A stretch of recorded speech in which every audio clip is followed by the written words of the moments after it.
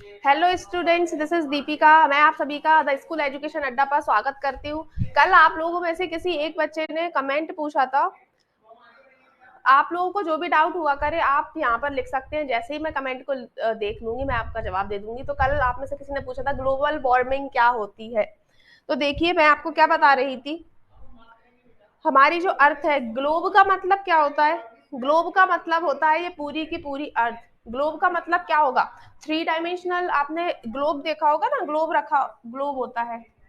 Globe क्या होता है? थ्री डायमेंशनल फिगर होता है जिस पर हम पूरी अर्थ के बारे में कहाँ कौन सी जगह है वो देख सकते हैं। तो ग्लोब का मतलब है हमारी पूरी की पूरी अर्थ। और ग्लोबल वार्मिंग का मतलब क्या होगा? हमारी पूरी अर्थ क्या हो रही है? गर्म हो रही है। और कल मैंने आपको रीजन बताया था कि हमारी पूरी पृथ्वी कैसे गर्म हो रही है। ये देखिए, ये जो अर्थ है इसके चारों तरफ एटमोस्फेयर की काफी सारी लेयर्स है, काफी सारी लेयर्स है। ठीक है। इन लेयर्स को पास करती हुई सूरज की रोशनी क्या करती है? हमारी धरती पर आती है। पूरे के पूरे एटमॉस्फेयर की जो पर्यावरण की जितनी भी परत है उनको पास करती हुई सूरज की रोशनी धरती तक आती है। लेकिन अब आप ये देखिए, सूरज की रोशनी धरती पर दिन में ज्यादा आती है, इसलिए दिन में तो गर्मी रहती है। लेकिन जितनी सूरज की रोशनी, सूरज की ऊष्मा दिन में धरती तक आई थी, रात में उतनी की उतनी वापस भी जाती है। धरती से आई हुई ऊष्मा को ये पूरी पृथ्वी क्या करती है? अपने पास ग्रहण कर लेती है दिन के वक्त। इसलिए दिन के वक्त हमें धूप लगती है। लेकिन उसके बाद रात में क्या होता है? रात में जितनी ऊष्मा सूरज की पृथ्वी तक आई थी उतनी ही पृथ्वी से वापस चली जाती है वातावरण में। ठीक है। लेकिन मैंने आपको क्या बताया था? प्रदूषण के कारण और पेड़ पौधों के कट जाने की वजह से कुछ गैसेज होती हैं, वातावरण में कुछ गैसेज उपस्थित हो जाती हैं। उन गैसेस का क्या काम होता है? सूरज से आने वाली रोशनी को धरती तक तो आने देती हैं, लेकिन उस रोशनी को वापस धरती से जाने नहीं देती। इसलिए क्या होता है? पूरी की पूरी जो ऊष्मा है वो धरती के वातावरण में फंस जाती है, ट्रैप हो जाती है, कैद हो जाती है। इस वजह से क्या होता है? हमारी धरती का तापमान बढ़ जाता है और इसी को क्या बोलते हैं? हम ग्लोबल वार्मिंग बोलते हैं। ग्लोबल का मतलब पूरी की पूरी पृथ्वी, वार्मिंग का मतलब क्या? पूरी की पूरी पृथ्वी गर्म हो रही है। ये है ग्लोबल वार्मिंग का मतलब। ठीक है, मतलब क्लियर है? पृथ्वी पर जितने भी ग्लेशियर्स हैं, जितने भी हिमनद है, वो सब क्या हो जाएंगे? पिघलना स्टार्ट हो जाएंगे। उसके बाद नदियां सूख जाएंगी, सूखा पड़ने लगेगा। इस वजह से जलवायु परिवर्तन आपको देखने को मिलेगा। तो समझ में आ गया ग्लोबल वार्मिंग क्या होता है? ग्लोबल वार्मिंग का मतलब होता है पृथ्वी का तापमान बढ़ जाना। कैसे बढ़ जाना? सूरज की रोशनी, नॉर्मली सामान्यतः क्या होता है? सूरज की जितनी रोशनी दिन में पृथ्वी तक आती है, रात में उतनी ही सूरज की रोशनी वापस भी चली जाती है। तो क्या होता है? रात ठंडी होती है और दिन में हमें गर्मी लगती है। लेकिन ग्लोबल वार्मिंग में क्या होता है? कुछ गैसेज होती हैं जो सूरज की रोशनी आने तो देती हैं पृथ्वी तक, पर पृथ्वी से वापस नहीं जाने देती। इसलिए क्या होता है? जो सूरज की रोशनी है वो पृथ्वी के वातावरण में कैद हो जाती है, जिससे पृथ्वी का तापमान बढ़ जाता है। और तापमान बढ़ेगा, गर्मी बढ़ेगी, तो क्या होगा? नदियां सूखेंगी। उसके बाद आपकी जो बर्फ है, मतलब जो हिमनद है, ग्लेशियर्स है, वो पिघलना स्टार्ट हो जाएंगे और ये सारी चीजें देखने को मिलेंगी। इसलिए ये ग्लोबल वार्मिंग, इसलिए बोला जाता है कि पेड़ पौधे ज्यादा से ज्यादा लगाओ। और एक तो पॉपुलेशन कंट्रोल, दूसरा क्योंकि पॉपुलेशन ज्यादा होगी, जनसंख्या ज्यादा होगी, तो आपको रोड भी बनाना पड़ेगा और घर वगैरह भी बनाने पड़ जाएंगे। और आपको उसके लिए जो पेड़ पौधे हैं उनको क्लियर करना होगा, उनको क्लियर करना पड़ जाएगा। जिससे क्या होगा? हम ऑक्सीजन लेते हैं अपना खाना बनाने के लिए और कार्बन डाइऑक्साइड बाहर निकालते हैं। उस कार्बन डाइऑक्साइड का कौन इस्तेमाल करता है? पेड़ पौधे इस्तेमाल करते हैं अपना खाना बनाने के लिए। लेकिन जब आप पेड़ पौधों को काट देते हो तो कार्बन डाइऑक्साइड को लेने वाला कोई नहीं बचता और कार्बन डाइऑक्साइड पूरे वातावरण में फैल जाती है। और प्रदूषण की वजह से जो पेट्रोल का प्रदूषण होता है, उद्योग कारखानों का धुआं निकलता है, उसकी वजह से इस SO2 और NO2 ये सारी गैस वातावरण में फैल जाती हैं ज्यादा मात्रा में। इस वजह से सूरज की रोशनी अंदर तो आने देती हैं, लेकिन वो रोशनी बाहर नहीं जाने देती। सूरज की ऊष्मा अंदर, पृथ्वी के अंदर तो आने देती हैं, पृथ्वी के वातावरण में आने देती हैं, लेकिन बाहर नहीं जाने देती। इसलिए अब एक जगह पर ऊष्मा आती जाए आती जाए आती जाए, गर्मी बढ़ती जाएगी तो क्या होगा, तापमान बढ़ जाएगा और सूखा पड़ेगा फिर धरती पर। और दूसरा क्या होगा, ग्लेशियर्स जो है वो पिघलना स्टार्ट हो जाएंगे, हिमनद, और नदियां सूख जाएंगी। तो ये था हमारा ग्लोबल वार्मिंग। पूरी की पूरी पृथ्वी गर्म हो रही है, क्यों? क्योंकि ये गैसेस जो है प्रदूषण और पेड़ पौधे कट जाने की वजह से, ये जो गैस है ये सूरज की ऊष्मा को अंदर तो आने देती है लेकिन अंदर से बाहर नहीं जाने देती, इसलिए ये होता है ग्लोबल वार्मिंग। ठीक है, तो आपको क्लियर हो गया होगा। देखिए, हम अपना फर्स्ट जो इकाई है, हमारी जो पहली इकाई है हिंदी मीडियम की, क्लास 11th रसायन विज्ञान हम पढ़ रहे थे। इसमें हमारी पहली इकाई थी रसायन विज्ञान की मूलभूत अवधारणाएं। उसमें जो पहला टॉपिक है वो हमने कवर कर लिया था। पहला टॉपिक था रसायन विज्ञान का। पहले तो रसायन विज्ञान क्या होता है ये मैंने आपको क्लियर कर दिया था। कोई भी वस्तु किन चीजों से मिलकर बनी है, जैसे अणु हुए, परमाणु हुए, यौगिक हुए, ये सारी चीजें हम केमिस्ट्री में रसायन विज्ञान में पढ़ते हैं। दूसरा रसायन विज्ञान में क्या पढ़ेंगे कि दूध दही में कैसे बदल जाता है, वो ही पानी पहले बर्फ था, फिर वो तरल बन गया और फिर वो वाष्प कैसे बन गया, ये हम पढ़ते हैं किसमें, रसायन विज्ञान में। तो रसायन विज्ञान का मतलब आपको समझ में आ गया था। उसके बाद सबसे पहले हमने विज्ञान से शुरू किया था कि विज्ञान का मतलब क्या होता है, हमारे आसपास जो भी कुछ हो रहा है हमें वो जानना है। अगर उसके बारे में जानकारी प्राप्त करनी है, या तो आप अनुसंधान कर लो, एक्सपेरिमेंट कर लो। जैसे पहले पहिए का आविष्कार हुआ, फिर हम मोटर बाइक पर आए, फिर हम कार बनाने लगे, फिर हम रेलगाड़ी, फिर स्टीम इंजन, फिर विद्युत से चलने वाला इंजन, और फिर आज हमने रॉकेट भी बना लिए। ये था एक्सपेरिमेंट। पहले हम खत से क्या करते थे, अपने संदेश एक जगह से दूसरी जगह ट्रांसफर करते थे। आज हमारे पास क्या है, मोबाइल फोन है। तो ये सब क्या है, विज्ञान की देन है।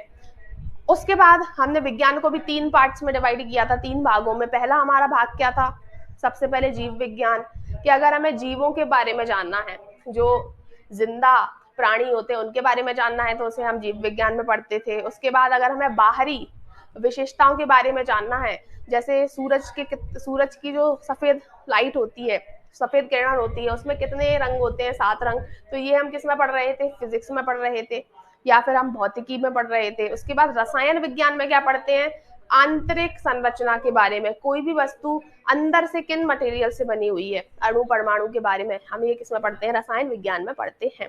उसके बाद साइंस में मैंने एक और चीज बताई थी, हमारे आसपास जो कुछ भी हो रहा है उसे गौर से देखना भी क्या होता है, विज्ञान ही होता है। जैसे पहले फसल के लिए, सिंचाई के लिए बारिश की आवश्यकता होती है, जो अभी भी होती है। तो पहले क्या करते थे भाई, इंद्र देवता की पूजा करते थे कि इंद्र देवता जो है बारिश करवाएंगे, उन्हें बारिश के देवता बोलते हैं। लेकिन बाद में धीरे धीरे पता चला कि नहीं, ऐसा नहीं होता। भूगोल विषय ने हमें बताया कि जो महासागर होते हैं उन पर सूरज की रोशनी पड़ती है, तो जो जल है वो वाष्प बन के ऊपर जाता है, बादल बनते हैं, फिर बादल ऊपर जाके ठंडे हो जाते हैं, भारी हो जाते हैं। तो अर्थ का गुरुत्वाकर्षण उन बादलों को अपनी ओर खींच लेता है। तो बादल क्या होते हैं, भाप से लिक्विड, भाप से तरल बूंदों में परिवर्तित होकर हमें बारिश करवाते हैं। ठीक है, तो ये हमें देखने को मिला, ये भी क्या विज्ञान था। तो रसायन विज्ञान का हमने पहला जो चैप्टर स्टार्ट किया था, रसायन विज्ञान की मूलभूत अवधारणाएं, उसमें से पहला जो हमारा टॉपिक था रसायन विज्ञान का विकास और रसायन विज्ञान का महत्व। देखिए, मैंने स्वास्थ्य के क्षेत्र में कैसे आपको बताया था, कृषि के क्षेत्र में कीटनाशकों में हम कैसे उपयोग करते हैं, ऊर्जा के क्षेत्र में पेट्रोल, उसके बाद स्वास्थ्य के क्षेत्र में दवाइयां, ये सारे महत्व मैंने। और पर्यावरण के क्षेत्र में अगर आपको ओजोन परत के बारे में नहीं पता, क्लोरोफ्लोरोकार्बन के बारे में नहीं पता, तो आप पर्यावरण संरक्षण के बारे में नहीं जान पाएंगे। ये देखिए, ग्लोबल वार्मिंग के बारे में भी हमें कैसे कब पता चला, जब हमने जाना कि भाई ये गैस होती है। उसके बाद हमारे ग्रीन हाउस इफेक्ट के बारे में भी बताया। ग्रीन हाउस इफेक्ट क्यों बोल रहे थे, क्योंकि जो ग्रीन प्लांट्स हैं उन्हें उगाने के लिए जहां पे सनलाइट नहीं पहुंचती, जहां जिन इलाकों में सूरज की रोशनी नहीं पहुंचती है, वहां क्या करते हैं, पेड़ पौधे उगाने के लिए शीशे के घर बनाते हैं। ये शीशे के घर में सूरज की रोशनी आ तो सकती है पर बाहर नहीं जा सकती, और ऐसी जगहों पर यहाँ पर खेती की जा सकती है। ठीक है, ऐसा ही यहाँ पर मैंने आपको ग्लोबल वार्मिंग के बारे में बता दिया। तो आपको पता होना चाहिए ना, ये देखो अल्ट्रा वायोलेट रेज जो होती है, अल्ट्रा वायोलेट किरणें जो होती हैं घातक होती हैं, इसलिए ओजोन परत होती है, समताप मंडल में ओजोन परत होती है। ये ओजोन परत सूरज की घातक किरणों से हमें बचाती है। तो इन सब की नॉलेज आपको कब मिल पाएगी, इनकी जानकारी कब मिल पाएगी, जब आपको रसायन विज्ञान के बारे में पता होगा। अब देखिए, रसायन विज्ञान का विकास और रसायन विज्ञान का महत्व मैंने आपको बता दिया है। अगर किसी का कोई डाउट हो तो वो पूछ सकता है, नहीं तो हम आगे बढ़ते हैं। अब देखिए, द्रव्य की प्रकृति, इसे थोड़ा सा करेक्ट कर लेंगे।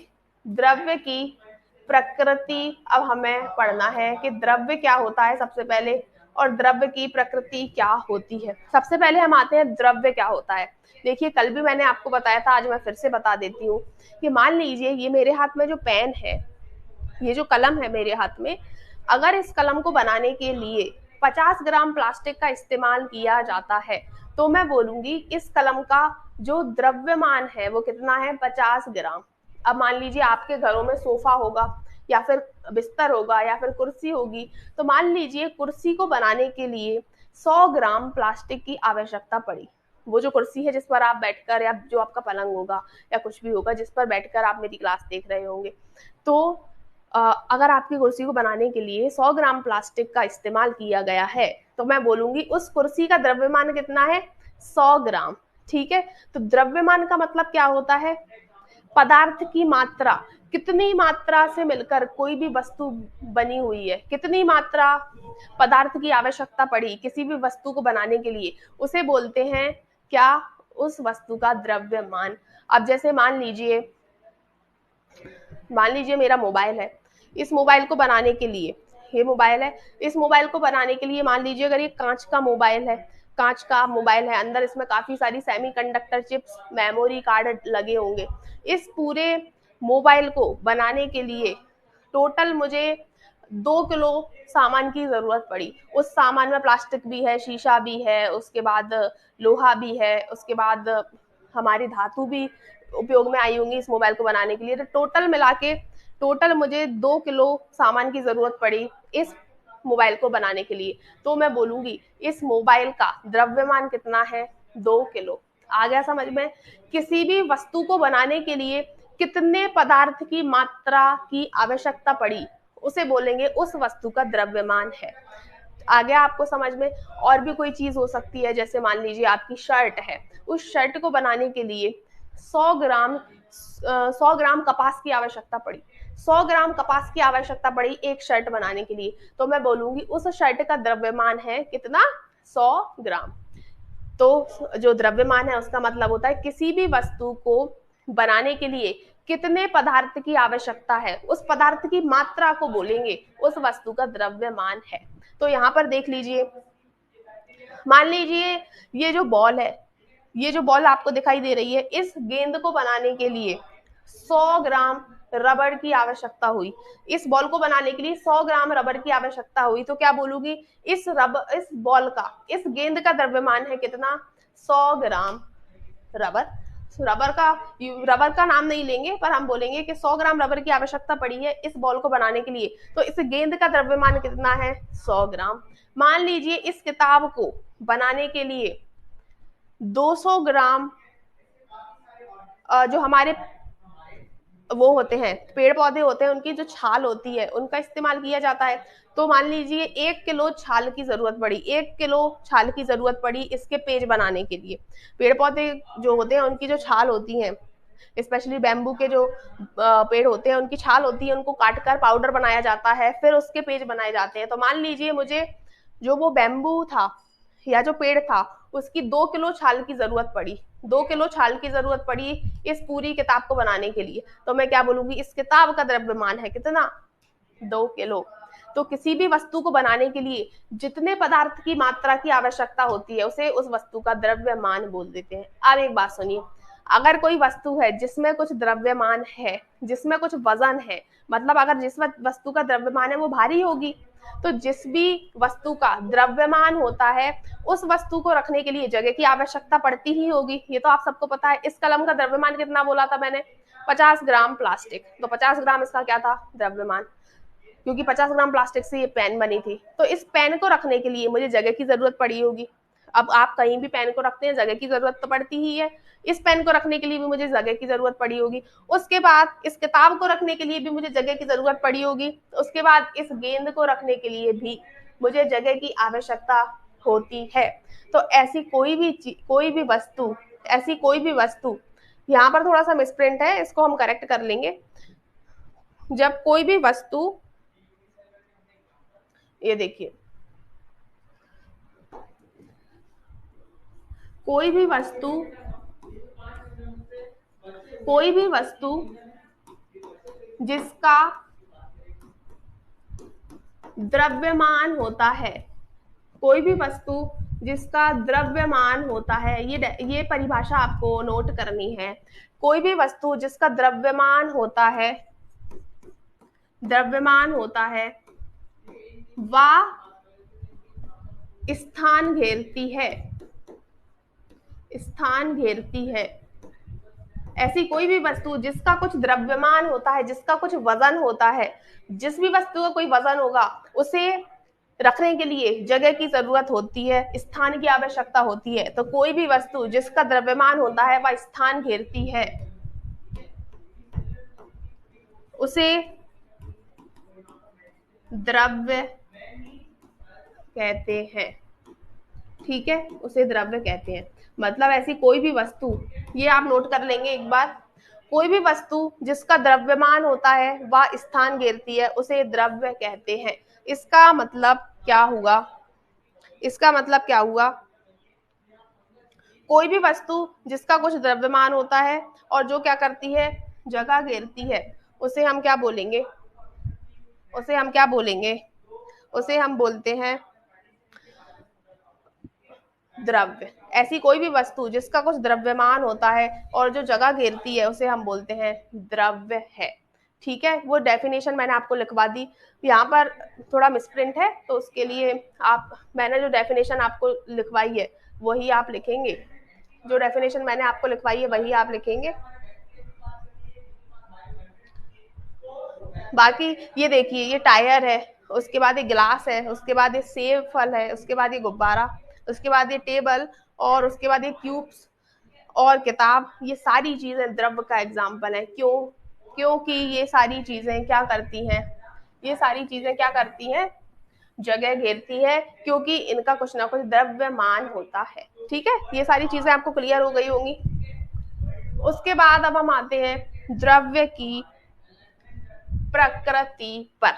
अब देखिए, इतनी चीजें तो आपको क्लियर है, इतनी चीजें आपको साफ हो गई होंगी एकदम, कि जो भी वस्तु द्रव्य के अंदर काउंट की जाएगी, जिस भी वस्तु का कुछ द्रव्यमान होगा उसको रखने के लिए जगह की जरूरत तो होगी ही। मतलब किसी भी वस्तु का द्रव्यमान कभी शून्य हो सकता है? नहीं हो सकता। क्यों? अगर किसी भी वस्तु का द्रव्यमान शून्य हो गया, इसका मतलब वो वस्तु अस्तित्व में ही नहीं रहेगी। ठीक है, इसलिए किसी भी वस्तु का द्रव्यमान कभी शून्य नहीं होता। और दूसरा, आपके आसपास आप जितनी भी चीजें देख रहे हैं वो सभी किसका उदाहरण है? द्रव्य का उदाहरण है। क्यों? क्योंकि आप अपने आसपास जितनी भी चीजें देख पा रहे हैं, चाहे वो कलम है, चाहे ब्लैक बोर्ड है, चाहे आपका कंप्यूटर है, या आपकी किताब है, या आपका बैग है, ये सभी किसका उदाहरण है? द्रव्य का। क्यों? क्योंकि इन सब का कुछ ना कुछ द्रव्यमान है और इन्हें रखने के लिए स्थान की आवश्यकता होती है। ठीक है, तो द्रव्य का मतलब क्लियर है। ऐसी कोई भी वस्तु जिसका कुछ द्रव्यमान हो, और द्रव्यमान क्या होगा? कोई भी वस्तु कितने पदार्थ की मात्रा से मिलकर बनी हुई है, वो उसका द्रव्यमान कहलाता है। ठीक है, तो किसी भी वस्तु का अगर द्रव्यमान होगा तो उसे रखने के लिए स्थान की आवश्यकता होगी, और उस वस्तु को हम बोलेंगे द्रव्य है। तो आसपास जितनी भी चीजें आप देख पा रहे हैं सारे ही द्रव्य का उदाहरण है। सारे किसका उदाहरण है? द्रव्य का। अब देखिए, हम देखेंगे द्रव्य की अवस्थाएं। एक द्रव्य जो है, आप अपने आसपास जितनी भी चीजें देख पा रहे होंगे, या तो वो ठोस होंगी, उनमें से कुछ चीजें ठोस हैं, कुछ चीजें तरल हैं, और कुछ चीजें गैस के फॉर्म में है, वाष्प के फॉर्म में है। जैसे आप अपने आसपास क्या क्या चीजें हैं जो ठोस हैं, देख सकते हैं। मतलब जो आपके आसपास है वो तो द्रव्य है, ये तो हमें क्लियर हो गया। कैसे? क्योंकि अपने आसपास जो भी आप देख पा रहे हैं उन सब का कुछ ना कुछ द्रव्यमान है, कुछ ना कुछ वजन है, और वो सारी चीजें जगह घेरती हैं भाई रखने के लिए, उन्हें जगह की आवश्यकता होती है। अब आप मुझे बताइए, आप अपने जितने भी द्रव्य देख पा रहे हैं उनमें से कौन कौन से द्रव्य किस किस अवस्था में पाए जाते हैं? जैसे मान लीजिए, अगर मैंने आपको उदाहरण दिया पहाड़ का, तो पहाड़ किसका उदाहरण है? पहाड़ किस अवस्था में है? पहाड़ सबसे पहले द्रव्य है, तो इसका आंसर है हाँ, द्रव्य है। क्यों? क्योंकि पहाड़ का भी कुछ द्रव्यमान होगा। पहाड़ भी पत्थर से ना जाने कितने क्विंटल पत्थर से मिलकर पहाड़ तैयार हुआ होगा। और पहाड़ को रखने के लिए जगह की भी जरूरत है। वो पहाड़ किसी ना किसी जगह पे तो खड़ा हुआ है, तो इसलिए पहाड़ जो है सबसे पहले तो ये फाइनल हो गया द्रव्य है। अब बात आती है, अगर पहाड़ द्रव्य है तो किस अवस्था में द्रव्य है? तो पहाड़ ठोस होता है ना। आपको पानी की तरह बहता हुआ लगता है क्या पहाड़? या फिर गैस के फॉर्म में दिखता है, वाष्प के फॉर्म में दिखता है पहाड़? नहीं। तो पहाड़ क्या है हमारा? ठोस है। मतलब द्रव्य जो है, हमारे आसपास जितने भी द्रव्य हैं वो सभी या तो ठोस के अवस्था में है या फिर तरल की अवस्था में है। महासागर का पानी आप देख लीजिए, समुद्र का पानी आप देख लीजिए, नदी का पानी आप देख लीजिए, बहते हुए झरने देख लीजिए, ये सारे द्रव्य किसकी अवस्था में है? तरल अवस्था में है। फिर आप देख लीजिए बादल। उसके बाद आप जब भगोनी में पानी उबाल रहे होते हैं तो क्या होता है? वाष्प बनती है। तो वो किसका उदाहरण हो गया? वाष्प का, गैस का उदाहरण हो गया। तो हमारे आसपास जितने भी द्रव्य हैं वो या तो ठोस होंगे, या तो तरल होंगे, या फिर गैस के फॉर्म में होंगे। और दो आगे की मैं बताऊंगी कि आगे दो और कौन से हो सकते हैं। बाकी आपको तीन तो पता चल गए कि हमारे आसपास जितने भी द्रव्य हैं वो भौतिक रूप से, भौतिक का मतलब होता है आप किसी भी चीज को देख पाएं और हाथों से छू पाएं, उसे बोलते हैं भौतिक। और फिजिक्स में भौतिकी जो हमारा विषय है उसमें हम क्या पढ़ते हैं? ऐसी चीजों के बारे में ही पढ़ते हैं जिन्हें हम देख पाते हैं या फिर छू पाते हैं। जैसे करंट के बारे में पढ़ते हैं तो बिजली का बल्ब जलता है तो हमें दिखाई देता है ना, इसलिए भौतिकी में हम करंट के बारे में पढ़ते हैं। उसके बाद सूरज की किरणें, परावर्तन के बारे में हम किस में पढ़ते हैं? तो किरणें हम देख पाते हैं ना आंखों से, इसलिए उसे हम भौतिकी में पढ़ते हैं। ठीक है, तो भौतिक अवस्थाएं द्रव्य की कितनी हो सकती हैं? मुख्य रूप से तीन भौतिक अवस्थाएं हो सकती हैं किसी भी द्रव्य की। इसका मतलब ठोस, तरल और गैस। ये देखिए ठोस, जैसे सोना आप देखेंगे, ये सोने का, ये सोना ठोस अवस्था में पाया जाता है। सोना प्रकृति में ठोस अवस्था में पाया जाता है। उसके बाद ये गिलास में पानी जो दिखाई दे रहा है, गिलास का पानी तरल अवस्था में पाया जाता है। और जब आप गर्म करते हो पानी को अपनी गैस पे, तो पानी पहले तो तरल अवस्था में था, लेकिन जैसे ही आपने पानी को ऊष्मा देने की कोशिश करी, यही पानी उबलते उबलते भाप बनाना स्टार्ट कर देता है। इसलिए ये गैस अवस्था में, गैसीय अवस्था में पाया जाता है। क्या? ये पानी जब ये उबलना स्टार्ट हो जाता है तब। ठीक है, तो द्रव्य की भौतिक रूप से तीन अवस्थाएं हो सकती हैं। भौतिक क्यों? क्योंकि भौतिक का मतलब होता है ऐसी चीज जो आप देख सकते हो या छू सकते हो। तो ये देखिए सोने को भी आप छू सकते हो, देख सकते हो। उसके बाद तरल अवस्था में कोई चीज है, उसे भी आप देख सकते हो, छू सकते हो। ग्लास में पानी है, उसे देख भी सकते हैं, छू भी सकते हैं। और ये भाप जो है, वाष्प जो है, ये जो गैस है, इसे भी आप देख सकते हो और छू सकते हो। इसलिए ये तीनों ही अवस्थाएं क्या होती हैं? किसी भी द्रव्य की अवस्थाएं हो सकती हैं। मतलब आपके आसपास जितने भी क्या है द्रव्य है, वो या तो ठोस होंगे या फिर तरल अवस्था में होंगे या फिर गैसीय अवस्था में होंगे। ठोस का उदाहरण और कौन सा हो सकता है? कौन कौन से द्रव्य हैं जो ठोस अवस्था में पाए जाते हैं? बर्फ देखी होगी सभी ने, बर्फ। उसके बाद वही बर्फ जब पिघल जाती है तो तरल अवस्था में आ जाती है पानी, और वही पानी जब उबलता है तो गैस के अवस्था में आ जाता है। तो हमने क्या देखा? एक ही द्रव्य था, वो था पानी, जल। द्रव्य एक ही था, पानी, जल, जिसका फॉर्मूला क्या होता है? Chemical formula H2O। इसके बारे में हम आगे वाली क्लासेस में पढ़ेंगे कि हाइड्रोजन एक तत्व है, ऑक्सीजन दूसरा तत्व है। हाइड्रोजन तत्व के दो अणु मिलकर और ऑक्सीजन तत्व का एक अणु मिलकर ये यौगिक बनाते हैं H2O, एक मॉलिक्यूल या यौगिक बनाते हैं। तो हम इसके बारे में केमिस्ट्री में पढ़ते हैं, रसायन विज्ञान में पढ़ते हैं कि जो भी द्रव्य है, द्रव्य केवल एक था, वो था पानी। ये पानी देखिए एक वक्त पे आपको बर्फ के जैसा दिखाई देगा, दूसरे ही वक्त आपको पानी के जैसा दिखाई देगा, और तीसरे वक्त आपको गैस जैसा दिखाई देगा। तो द्रव्य एक ही था, पानी, लेकिन पहले वो बर्फ भी बन जाएगा, फिर वो जल भी बन गया, और फिर वो गैस या फिर बादल भी बन गया। तो अब आपको समझ में आ रहा होगा क्या कि जितने भी द्रव्य हमारे आसपास होते हैं वो ठोस होते हैं या फिर तरल हो सकते हैं या फिर गैस के फॉर्म में हो सकते हैं। ठीक है, तो ये चीजें आपको क्लियर हो गई होंगी। कि जो भी द्रव्य हमारे आसपास दिखाई देते हैं हमें, या तो उनकी अवस्था कौन सी होगी, भौतिक अवस्था। भौतिक अवस्था मैं बार बार बोल रही हूँ, भौतिक अवस्था का मतलब क्या होता है, भौतिक अवस्था का मतलब होता है ऐसी अवस्था किसी भी द्रव्य की जिसे आप देख सकते हैं और छू सकते हैं। अब देखिए ठोस अवस्था में है, एक द्रव्य है सोना, ये ठोस अवस्था में है, इसे आप देख भी पा रहे हो, छू भी सकते हो अगर ये सामने होगा तो। उसके बाद तरल अवस्था में गिलास में पानी, ये तरल अवस्था में है, इसे आप छू भी सकते हो, देख भी सकते हो, ये भी एक द्रव्य है। क्यों? क्योंकि इस पानी का भी क्या होगा, कुछ ना कुछ द्रव्यमान होगा। मान लीजिए ये 100 मिलीलीटर पानी है, तो 100 मिलीलीटर क्या होगा, इस पानी का द्रव्यमान। उसके बाद ये सोना ले लीजिए, ये मान लीजिए 1 किलो सोना है अगर, तो इस सोने का द्रव्यमान कितना हो गया, 1 किलो। ठीक है। और इस भगोनी में अगर पानी है 1 किलो, या फिर पानी को हम लीटर में नापते हैं, तो 1 लीटर पानी है इस भगोनी में, इस बर्तन में, तो हम क्या बोलेंगे कि 1 लीटर पानी जो है इसका द्रव्यमान हो गया। अब अगले लेक्चर में हम देखेंगे ठोस की विशेषताएं क्या होती हैं। तब तक के लिए आप लोगों को सारी चीजें समझ में आएंगी। फिर मिलते हैं नेक्स्ट लेक्चर में, तब तक के लिए धन्यवाद।